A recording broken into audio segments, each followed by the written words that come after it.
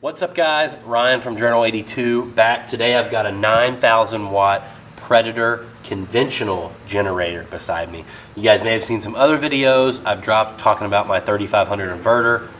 Huge inverter fan. Unfortunately, this generator is for my mother. She needed something that could run her entire house, and the 9,000 watt inverter is super pricey. Noise isn't really an issue for her running her house, so we saved some money, went with the 9,000 watt conventional Predator. So today, I'm gonna go through a few different videos, but I'm gonna basically unbox the 9,000 watt inverter, show you what you get with it. We're gonna get it set up. We're gonna do the first start on it. I'm going to do a video where you guys can listen to how loud it is. We'll do a decibel test. We're gonna put the wheel kit on. I've also got the 12 volt battery, so we can utilize the electric start. Got some oil for it and a 30 amp cable here. So I'm gonna pop this open out here on the driveway. It's a beautiful day today in Appalachia, and I want to get out and get some sunlight and check out this 9,000 watts. So ride along with me.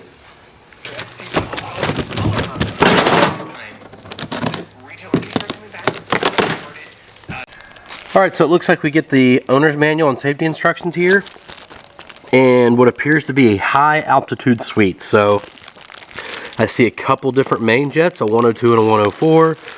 Looks like maybe some kind of extra bowl gasket, some kind of like O-ring. We'll look at that here later. Let's get this thing open.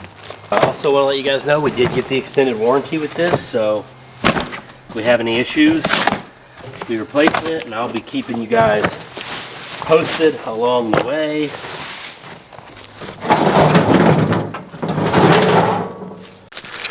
All right, so in the bag we've got a couple stakes that are threaded with nuts on the back, and then some kind of bracket, and then a Phillips screwdriver. It looks like it flips around into a flathead screwdriver as well. We've got a spark plug wrench, and then looks like that's just the bar for the spark plug wrench. So yeah, not sure what the bracket and bolts are for, but I'm sure we're about to find out. Let's take a closer look at this thing.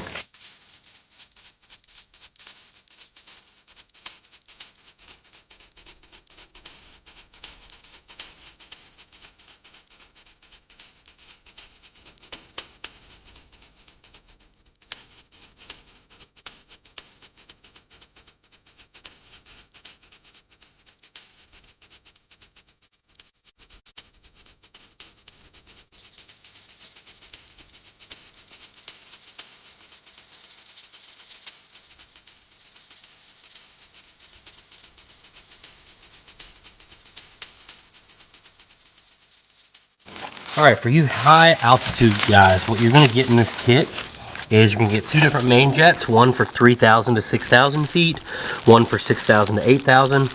You're gonna get a bolt seal, which is the carb drain O-ring that just seals the drain bolt. And you get the fuel cup seal, which is the seal right here. So nice of them to include that, that's pretty cool. I'm at less than 1,000 foot sea level here, so I will just be running the regular setup. Okay guys, so first of all, if you're looking for the setup instructions, you're not going to find them in the manual. After scouring the manual for about 10 minutes and getting frustrated, you find them right here. They are clipped to the top of the generator itself, the quick start guide, which tells you to start off by hooking up the battery, add the fluids, add the fuel, shows you how to manually start, electric start. I've got a battery, so I'm going to hook that up first. Also, by looking at that guide, I quickly figured out this bracket and these two stakes with nuts are to hold the battery on. I've already got the battery. It's a 12 volt sealed generator battery. This is a Thunderbolt from Harbor Freight. It's already pre-filled with acid, but I took it out and put it on a battery tender for a few days just to make sure it was topped off good, and now I'm going to hook it up.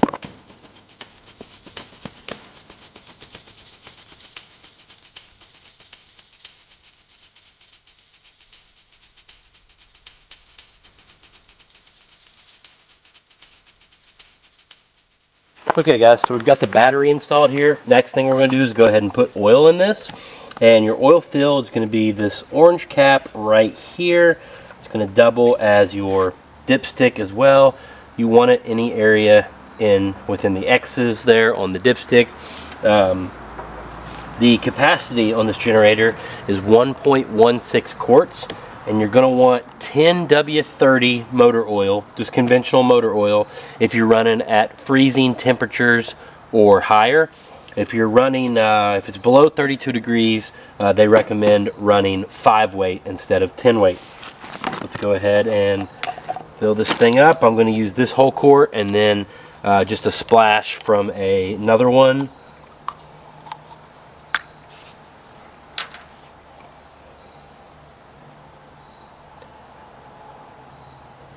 In my experience, you want to fill these things extremely slow. At least on my other Predator, it would overflow extremely easy. Okay, we've got oil, we've got our battery. Next thing we're going to do is put gas in it. Now when it comes to gas in these, Predator recommends you don't use any fuel that's more than 10% ethanol. So I'm running 10% ethanol 93 octane, just because that's what I had laying around. And I don't see why it matters, but the instructions do say to fill this tank to within 1 inch from the top. I guess that's their way of saying they don't want you to overfill it.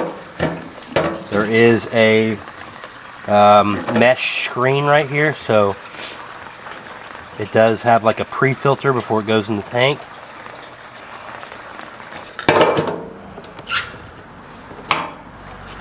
Alright guys, so down on the side by the recoil starter, you're going to have your recoil starter if you don't have a battery. Here is your fuel shutoff valve. You're going to turn it down like that to turn the fuel on. Now you're going to have your choke right here. Now be careful, this is a very flimsy plastic lever, but you're going to move it from the right to the left if you're looking at it to choke the machine. Now, once you start this up, you want to let it run for, a few seconds on choke, and then the instructions say to slowly turn the choke off, and if you turn it off too fast, the thing may stall. Alright guys, we're about to start the generator up, but keep this in mind. Turn the choke off slowly, let the generator run for about 5 minutes with no load on it. That lets it warm up and stabilize. It is a 420cc beast. Also, if it's brand new, run it for the first 3 hours on a gentle, a very light load. Don't put a heavy load on it in the first 3 hours. After that, you should be good to go. After 20 total hours, you're going to go ahead and change the oil in this thing, and then you should be good to roll for a long time. Alright, let's start her up. Alright, tire and wheel kit's on as well, so let's go ahead and fire it up.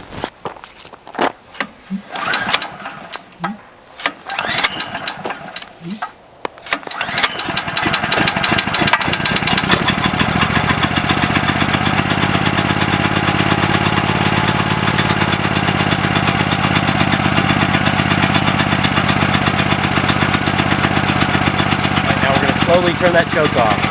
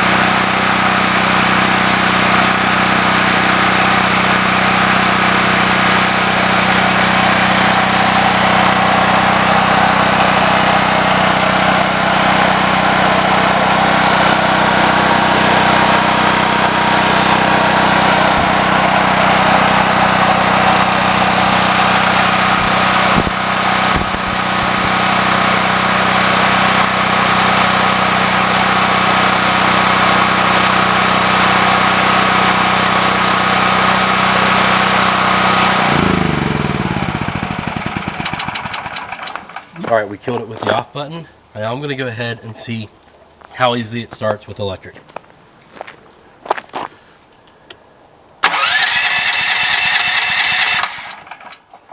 Well, apparently it did not get warm enough, so we're going to go back and choke it again. Fired right up, pretty easy.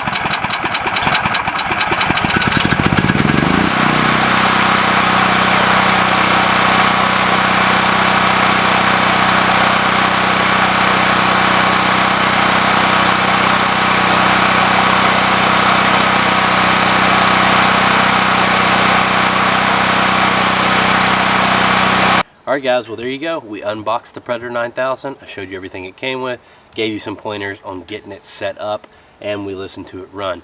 Be sure to check back if you need help putting the wheels on, or if you want to hear the decibel test.